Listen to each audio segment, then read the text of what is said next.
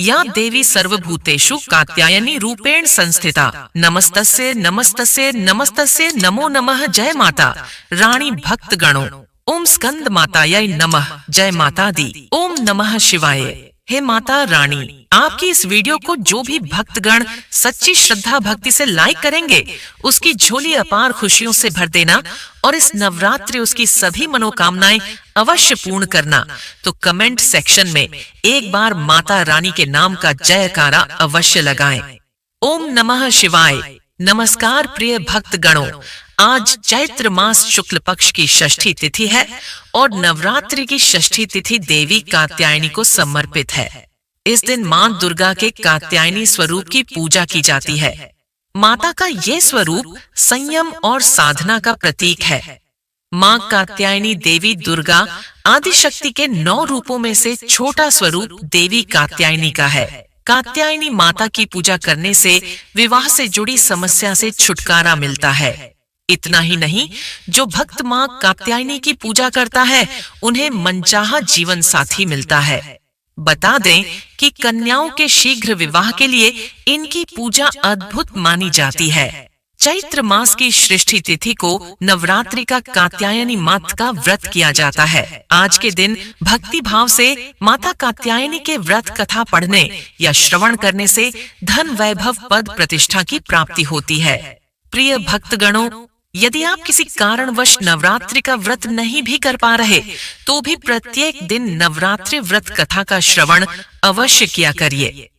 तो आज मैं सबसे पहले सुना रही हूँ नवरात्रि में नित्य नियम से सुनी जाने वाली नवरात्रि व्रत कथा और चैत्र नवरात्रि में सुनी जाने वाली माता कात्यायनी की बड़ी ही दुर्लभ तथा पौराणिक कथा। तो आप सभी भक्तगण इन कथाओं को बड़ी श्रद्धा तथा प्रसन्न चित्त मन से सुनिएगा। एक बात का विशेष ध्यान रखिएगा, नवरात्रि व्रत कथा को बीच में आधा अधूरा नहीं छोड़िएगा, अन्यथा मां के क्रोध का सामना करना पड़ सकता है।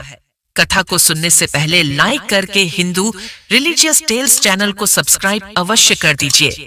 तो सबसे पहले सुनते हैं पावन नवरात्रि व्रत कथा। कमेंट सेक्शन में मां के नाम का जोरदार जयकारा लगा दीजिए। प्रेम से बोलिए जय माता दी। इस कथा के माध्यम से हम जानेंगे कि कैसे ऋषि कात्यायन की तपस्या से प्रसन्न होकर मां ने उनके घर जन्म लिया और कैसे महिषासुर का वध कर संसार में धर्म की स्थापना की। भक्तगणों, आइए भक्ति भाव से आज की पवित्र कथाओं का श्रवण करें। मां कात्यायनी केवल महिषासुर का वध करने के लिए ही अवतरित नहीं हुई थी, बल्कि वे भक्तों की मनोकामनाएं पूर्ण करने वाली दिव्य शक्ति भी है।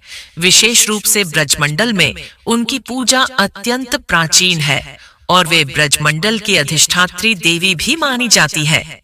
श्रीमद् भागवत महापुराण में उल्लेख मिलता है कि जब भगवान श्री कृष्ण गोकुल से वृंदावन आए, तब वहां की गोपियां उनसे अत्यंत प्रेम करने लगी।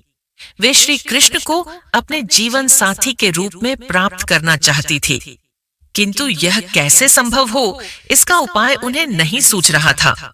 गोपियों ने एक दिन विचार किया कि यदि वे माता कात्यायनी की आराधना करें, तो देवी उनकी मनोकामना अवश्य पूर्ण करेंगी। यह विचार आते ही उन्होंने शुक्ल पक्ष की तिथि से ही यह व्रत आरंभ कर दिया। आइए श्रोताओं, पहले इसी कथा को विस्तार पूर्वक सुनते हैं। द्वापर युग में जब भगवान श्री कृष्ण गोकुल में बाल रूप में लीला कर रहे थे, तब गोपियां श्री कृष्ण को अपने पति रूप में प्राप्त करने के लिए मां कात्यायनी की आराधना करती थी। ब्रज की गोपियां भगवान श्री कृष्ण की मोहक बाल लीलाओं से अत्यंत प्रभावित थीं। वे श्री कृष्ण को अपना जीवन साथी बनाने की प्रबल इच्छा रखती थी, लेकिन यह साधारण उपायों से संभव नहीं था। इसीलिए उन्होंने मां कात्यायनी की कठोर तपस्या करने का निश्चय किया। गोपियों ने संकल्प लिया, हे मां कात्यायनी, हम सभी श्री कृष्ण को पति रूप में पाना चाहती हैं। कृपया हमें यह वरदान प्रदान करें। फिर चैत्र मास में प्रत्येक दिन ब्रज की कन्याएं ब्रह्म मुहूर्त में उठती, यमुना जी में स्नान करती और फिर मां कात्यायनी की पूजा किया करती। वे मां कात्यायनी का विशेष मंत्र जपती थी कात्यायनी महामाय, महायोगिनयाधीश्वरी नंद गोप सतम देवी। पति में कुर्ते नमः अर्थात हे महामाया कात्यायनी, हे योग शक्ति की अधिष्ठात्री, हे परमेश्वरी, कृपया नंद गोप के पुत्र श्री कृष्ण को हमारे पति रूप में स्वीकार कराइए। गोपियां मां कात्यायनी को हल्दी, चंदन, अक्षत, सुगंधित पुष्प, दीपक और नैवेद्य अर्पित करती और पूरे मन से आराधना करती थी। गोपियों की कठोर भक्ति से प्रसन्न होकर श्री कृष्ण ने उनकी भक्ति और प्रेम की परीक्षा लेने का निश्चय किया। एक दिन जब गोपियां यमुना जी में स्नान कर रही थीं, श्री कृष्ण ने उनके वस्त्र चुरा लिए और कदम वृक्ष पर चढ़ गए। गोपियां जब जल से बाहर आने लगीं, तो उन्हें वस्त्र न पाकर आश्चर्य हुआ। उन्होंने श्री कृष्ण को देखा जो मंद मंद मुस्कुरा रहे थे। गोपियों ने श्री कृष्ण से अपने वस्त्र लौटाने की विनती की। श्री कृष्ण ने हंसते हुए कहा, तुम सभी ने मां कात्यायनी से मुझे पति रूप में प्राप्त करने की प्रार्थना की है, तो पहले मेरी बात मानो। गोपियां लज्जा के कारण झुकी, लेकिन श्री कृष्ण ने कहा, तुम सभी पवित्र हृदय वाली हो। यह परीक्षा तुम्हारी भक्ति की थी और मां कात्यायनी ने आज तुम्हारी प्रार्थना स्वीकार कर ली है और अब मैं भविष्य में तुम्हारी इच्छा पूर्ण करूंगा। इसके बाद श्री कृष्ण ने गोपियों को उनके वस्त्र लौटा दिए और उनकी निष्कलंक भक्ति को स्वीकार किया। गोपियों की निष्कल भक्ति और प्रेम देखकर मां कात्यायनी अति प्रसन्न हुई और उन्हें सदा श्री कृष्ण की कृपा प्राप्त होने का वरदान दिया। बाद में जब रास लीला हुई, तब श्री कृष्ण ने इन्हीं गोपियों के साथ ब्रह्मानंद स्वरूप रास नृत्य किया, जो भक्ति और प्रेम की परम सिद्धि मानी जाती है। इस प्रकार मां कात्यायनी वैवाहिक सुख, प्रेम और भक्ति की अधिष्ठात्री देवी है। निष्कल प्रेम और समर्पण से की गई पूजा सदा सफल होती है। गोपियों की भक्ति दर्शाती है कि सच्चा प्रेम किसी भी सांसारिक बंधन से परे होता है। श्री कृष्ण ने अपने भक्तों की परीक्षा ली, लेकिन अंततः उन्हें अपने प्रेम से संतृप्त किया और इस कथा का स्मरण कर मां कात्यायनी की उपासना करने से भक्तों को प्रेम, सौभाग्य और भक्ति की प्राप्ति होती है। सृष्टि के आरंभ से ही ऋषि मुनियों ने अपनी कठोर तपस्या से ईश्वर को प्रसन्न किया है और उन्हीं की तपस्या के फल स्वरूप देवी देवताओं के अनेक अवतार हुए हैं। ऐसी ही एक अद्भुत कथा महर्षि कात्यायन की है, जिनकी घोर तपस्या के कारण मां भगवती ने स्वयं कात्यायनी रूप में प्रकट होकर भक्तों का कल्याण किया था। और यह कथा महर्षि कात्यायन की कठोर साधना और माता कात्यायनी के प्राकट्य की अद्भुत गाथा का वर्णन करती है। प्राचीन काल में कात्य गोत्र में जन्मे एक महान ऋषि थे, जिनका नाम था कात्यायन। वे परम तेजस्वी, वेदों के ज्ञाता और महान तपस्वी थे। उनका आश्रम गंगा के तट पर स्थित था, जहां वे ध्यान, यज्ञ और तपस्या में लीन रहते थे। उनके शिष्य दूर दूर से ज्ञान प्राप्त करने आते थे और उनके तपोबल से पूरा क्षेत्र दिव्यता से भरा रहता। थाप महर्षि कात्यायन अपने पूर्वजों की तरह देवी भगवती के अनन्य भक्त थे। उन्होंने जीवन भर माता की आराधना की और उनकी कृपा पाने के लिए कठोर तप किया। वे चाहते थे कि स्वयं मां भगवती उनके कुल में जन्म ले और उनकी पुत्री बनकर संसार के कल्याण के लिए अवतरित हो। इसी संकल्प के साथ उन्होंने घोर तपस्या का आरंभ किया। महर्षि कात्यायन ने हिमालय की गुफाओं में जाकर माता भगवती की तपस्या आरंभ की। उन्होंने जल का भी त्याग कर दिया और केवल वायु पर ही निर्वाह करने लगे।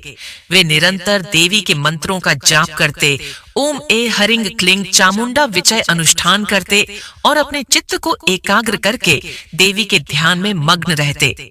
ऋषि की तपस्या इतनी प्रचंड थी कि देवता भी चकित हो गए। इंद्रदेव, वरुण देव, अग्निदेव और अन्य देवगण इस अद्भुत तप को देखकर सोचने लगे कि महर्षि कात्यायन की साधना से अवश्य ही कोई दिव्य घटना घटने वाली है। ऋषि ने वर्षों तक केवल पत्तों और फल मूल पर रहकर उपवास किया। धीरे धीरे उनकी तपस्या और कठोर होती गई और वे जल का भी त्याग कर केवल ध्यान में मग्न रहने लगे। उनके तपोबल से चारों दिशाएं प्रकाशमान हो गईं। देवताओं के लोक तक ऊर्जा की तरंगे पहुंचने लगी। जब महर्षि कात्यायन की तपस्या चरम पर पहुंच गई, तब एक दिन आकाश से दिव्य प्रकाश प्रकट हुआ। देवताओं की स्तुति गूंज उठी, पुष्पों की वर्षा होने लगी और वहां स्वयं आदिशक्ति मां भगवती प्रकट हुई। उनके तेज से संपूर्ण ब्रह्मांड आलोकित हो उठा। मां भगवती ने कात्यायन ऋषि से कहा, हे महर्षि, तुम्हारी घोर तपस्या से मैं अत्यंत प्रसन्न हूँ। तुम्हारा अनुरोध मुझे स्वीकार है। मैं शीघ्र ही तुम्हारी कुल में जन्म लेकर तुम्हारी पुत्री के रूप में प्रकट होंगी और महिषासुर जैसे अत्याचारी का विनाश करूंगी। मां भगवती के वचन सुनकर कात्यायन ऋषि की आंखों में आनंद के अश्रु छलक पड़े। उन्होंने देवी की स्तुति करते हुए कहा, हे माता, यदि आप मेरे कुल में जन्म लेंगी तो यह मेरा परम सौभाग्य होगा। कृपा करके इस समस्त सृष्टि का कल्याण करें और अधर्म का नाश करें। माता ने ऋषि को आशीर्वाद दिया और अंतर ध्यान हो गई। अब कात्यायन ऋषि को विश्वास हो गया कि शीघ्र ही मां भगवती उनके कुल में जन्म लेंगी और संसार के सभी भक्तों की रक्षा करेंगी। इसी समय असुर राज महिषासुर अपने अत्याचारों से तीनों लोगों को त्रस्त कर रहा था। उसने देवलोक पर आक्रमण कर इंद्र को हराकर स्वर्ग पर अधिकार कर लिया। उसके कारण ऋषि मुनियों के यज्ञ बाधित हो रहे थे। धरती पर त्राही त्राही मची थी और देवगण अत्यंत चिंतित थे। महिषासुर के अत्याचारों से व्याकुल होकर सभी देवता भगवान ब्रह्मा, विष्णु और महेश के पास पहुंचे और उनसे रक्षा की याचना की। तब त्रिदेव ने अपने अपने तेज का अंश मिलाकर एक दिव्य शक्ति प्रकट की, जो माता कात्यायनी के रूप में अवतरित हुई और इस प्रकार ऋषि कात्यायन के घर पुत्री रूप में जन्म लेने के कारण ही मां का एक नाम कात्यायनी पड़ गया। सभी मिलकर प्रेम से बोलिए, मां कात्यायनी की जय। अब आज की कथा का समापन करने से पहले हम सभी मां दुर्गा के 108 नामों का जाप करिए। ओम उमाय नमः, ओम श्रीय नमः, ओम भारत नमः, ओम भद्राय नमः, ओम सर्वण नमः, ओम विजय नमः, ओम जया नमः, ओम वाण नमः, ओम सर्वगताय नमः, ओम गौर्य नमः, ओम बराहनम नमः, ओम कमल प्रियाय नमः, ओम सरस्वती नमः, ओम कमला नमः, ओम शिवाय नमः, ओम चम नमः, ओम कुंडल नमः, ओम वैष्णव नमः, ओम क्रियाय नमः, ओम इंद्रिय नमः, ओम मधुमति नमः, ओम गिरज नमः, ओम शुभ गाय नमः, ओम अंबिका नमः, ओम तारायण नमः, ओम पद्मावत नमः, ओम हंसाय नमः, ओम पद्मनाभ सहोदर नमः, ओम अपर्णा नमः, ओम ललिताय नमः, ओम धात्री नमः, ओम कुमार्य नमः, ओम शिखवाहिने नमः, ओम श्याम भव्य नमः, ओम सुमुख नमः, ओम मैत्रे नमः, ओम त्रिनेत्र नमः, ओम विश्वरूप नमः, ओम आर्या नमः, ओम रणा नमः, ओम हिंकार्य नमः, ओम क्रोध नमः, ओम सुदिनाय नमः, ओम अचलायतन नमः, ओम परात्पर नमः, ओम शुभाय नमः, ओम सर्ववर्ण नमः, ओम हर प्रियाय नमः, ओम महालक्ष्मी नमः, ओम महासिद्धि नमः, ओम स्वधाय नमः, ओम स्वाहाय नमः, ओम मनोन्मन्यम, ओम त्रिलोकपालिनी नमः, ओम उद्भव होताय नमः, ओम त्रिसंध्याय नमः, ओम त्रिपुरांतकारी, ओम ब्राह्मम नमः, ओम त्रिलोकवासिन नमः, ओम पुष्करालुये नमः, ओम गुढ़ नमः, ओम त्रिवर्णा नमः, ओम त्रिस्वराय नमः, ओम त्रिगुणायतये नमः, ओम निर्विकल्पाय नमः, ओम निरंजन नमः, ओम ज्वालिनी नमः, ओम मालिन नमः, ओम चर्चाय नमः, ओम कवदोप निवण नमः, ओम कामाक्षम्मा नमः, ओम कांताय नमः, ओम कामदय नमः, ओम कलहंसन नमः, ओम सलज्जाय नमः, ओम कुलजाय नमः, ओम प्राज नमः, ओम प्रभा नमः, ओम मदन सुंदर्य नमः, ओम वागेश्वर नमः, ओम विशालाक्षी नमः, ओम काल नमः, ओम महेश्वर्य नमः, ओम चंड नमः, ओम भैरव नमः, ओम भुवनेश्वर नमः, ओम नित्याय नमः,